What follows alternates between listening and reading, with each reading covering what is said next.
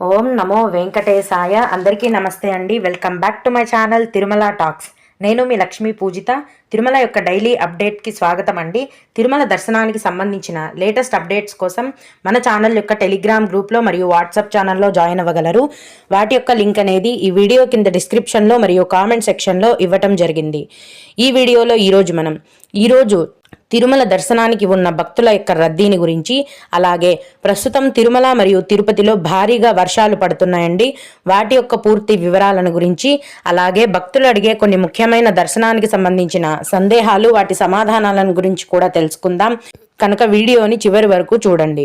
ముందుగా నిన్న అంటే డిసెంబర్ 12వ తేదీన తిరుమలలో స్వామివారిని మొత్తం 61,178 మంది భక్తులు దర్శనం చేసుకున్నారు. అందులో స్వామివారికి మొత్తం 22,464 మంది భక్తులైతే తలనీలాలను సమర్పించారండి. నిన్నటి రోజున తిరుమలలోని శ్రీవారి హుండీ యొక్క ఆదాయం అనేది 3,85,00,000 రూపాయలు. ఈరోజు కూడా ఎటువంటి దర్శనం టికెట్లు లేకుండా నేరుగా భక్తులను ఫ్రీ దర్శనానికి అనుమతిస్తున్నారండి. ఈ విధంగా టికెట్స్ లేకుండా నేరుగా వెళ్లే ఫ్రీ దర్శనానికి ఈరోజు 24 గంటల సమయం పడుతోంది. అలాగే తిరుపతిలో ఇచ్చే సర్వ దర్శనం టికెట్లతో దర్శనానికి వెళ్లే భక్తులకు దర్శనానికి దాదాపుగా 4 గంటల సమయం పడుతోంది. 300 రూపాయల దర్శనం వారికి మరియు 500 రూపాయల దర్శనానికి 3 గంటల సమయం పడుతోంది. ఈ రోజు కూడా రోజులాగే చిన్నపిల్లల సుపదం దర్శనం అనేది ఉందండి. ఈ రోజు ఇన్ఫాంట్ దర్శనానికి 1 గంట సమయం, విఐపి బ్రేక్ దర్శనానికి 1 గంట సమయం అనేది పడుతోంది. దీన్ని బట్టి ఈరోజు తిరుమల కొండపైన భక్తుల యొక్క రద్దీ అనేది చాలా ఎక్కువగా ఉందండి. కొత్తగా ఫ్రీ దర్శనం క్యూ లైన్లోకి ఎంటర్ అయ్యే భక్తులకు మొత్తం దర్శనమై బయటికి రావడానికి 24 గంటల సమయం అనేది పడుతోంది. భక్తులందరూ కూడా ఈ విషయాన్ని గమనించాలి. రేపు మొన్నాడు శని ఆదివారాలు కాబట్టి భక్తుల యొక్క రద్దీ అనేది ఇంకా కూడా పెరిగే అవకాశం ఉంది. కాబట్టి తిరుమలకు వచ్చే భక్తులు దీనికి తగినట్టుగా మీ యొక్క జర్నీని ప్లాన్ చేసుకుని రావాల్సిందిగా మనవి. ఇప్పుడు నిన్నటి నుంచి కూడా తుఫాను ఉన్న కారణంగా తిరుమల మరియు తిరుపతిలో కూడా భారీగా వర్షాలు కురుస్తున్నాయి. తిరుపతి రోడ్లన్నీ కూడా నీటితో నిండిపోయాయి. చలి మరియు పొగమంచు అనేది చాలా ఎక్కువగా ఉందండి. కనుక తిరుమలకు వచ్చే ప్రతి ఒక్కరూ కూడా మీతో పాటు స్వెటర్లు, గొడుగులు మరియు శాలువలు తెచ్చుకోవడం మంచిది. ముఖ్యంగా చిన్న పిల్లలు ఉన్నవారు, అలాగే వయోవృద్ధులు ఎవరైతే ఉంటారో వారు ఈ చలికి వర్షానికి తగిన జాగ్రత్తలు తీసుకొని తిరుమలకు రావాల్సిందిగా మనవి. అలాగే సుపదం ఇన్ఫాంట్ దర్శనానికి వస్తారు కదండి, మీకు చిన్న బేబీస్ ఉంటారు.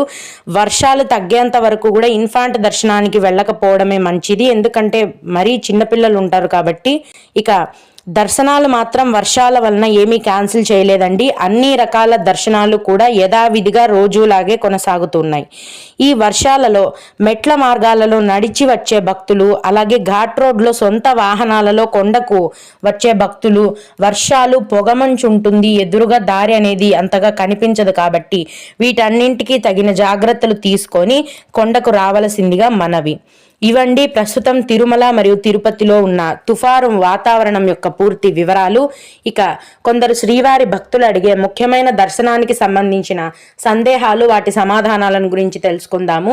ఇవి అడిగిన వారికే కాకుండా దర్శనానికి వెళ్లే ప్రతి ఒక్కరికి కూడా ఉపయోగపడతాయండి. ఒక భక్తుడు, మేము డిసెంబర్ 20వ తేదీన అలిపిరి నడక మార్గంలో వెళ్దాం అనుకుంటున్నాము, టికెట్స్ ఎక్కడ ఇస్తారు అని అడిగారు.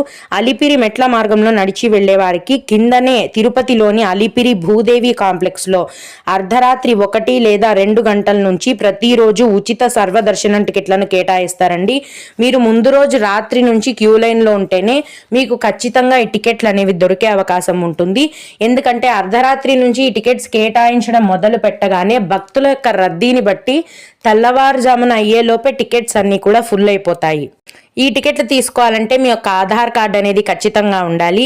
ఈ విధంగా అలిపిరి భూదేవి కాంప్లెక్స్ లో ఇచ్చే సర్వదర్శనం టికెట్లను తీసుకొని మీరు అలిపిరి మెట్ల మార్గంలో నడిచి వెళ్లి స్వామివారిని దర్శనం చేసుకోవచ్చు. అలిపిరి భూదేవి కాంప్లెక్సే కాకుండా తిరుపతిలో శ్రీనివాసం మరియు విష్ణు నివాసం కాంప్లెక్స్లు కూడా ఉన్నాయండి. అక్కడ కూడా అర్ధరాత్రి నుంచి ఉచిత సర్వదర్శనం టికెట్లను కేటాయిస్తారు. వాటిని తీసుకొని కూడా మీరు అలిపిరి మెట్ల మార్గంలో నడిచి వెళ్లి స్వామివారిని దర్శనం చేసుకోవచ్చు. అలాగే మేడం జనవరి 10 నుంచి 19కి అకామిడేషన్ రిలీజ్ చేస్తారా అని అడిగారు. లేదండి, చేయరు. ఎందుకంటే ఆన్లైన్లో జనవరి 10 నుంచి 19వ తేదీ వరకు టికెట్లు రిలీజ్ చేయకుండా హోల్డ్లో పెట్టారు, కానీ అకామిడేషన్ మాత్రం జనవరి నెల అంతటికి కలిపి ఆన్లైన్లో విడుదల చేసేసారండి. అన్నీ కూడా ఫుల్ అయిపోయాయి. ఇక ఆన్లైన్లో అయితే విడుదల చేయరు. మీరు అడిగిన తేదీలో రూమ్స్ కావాలంటే తిరుమల కొండపైన సిఆర్ఓ ఆఫీస్లో తీసుకోవాలి. అలాగే ఇంకొకరు సీనియర్ సిటిజన్ దర్శనంకి ఆన్లైన్లో స్లాట్ బుక్ చేసుకోవాలా లేదా డైరెక్ట్గా సుపదం నుండి వెళ్ళిపోవచ్చా ఆధార్ కార్డు చూపించి అని అడిగారండి. అలా డైరెక్ట్గా పంపించారండి. సీనియర్ సిటిజన్ దర్శనానికి వెళ్ళాలనుకునేవారు ప్రతి నెల చివరి వారంలో ఆన్లైన్లో టీటీడీ వెబ్సైట్లో సీనియర్ సిటిజన్ దర్శనం టికెట్లను విడుదల చేస్తారు. వీటిని ఫ్రీగా బుక్ చేసుకోవచ్చు. వీటిని బుక్ చేసుకున్న వారిని సీనియర్ సిటిజన్ క్యూ లైన్ నుంచి దర్శనానికి అనుమతిస్తారు.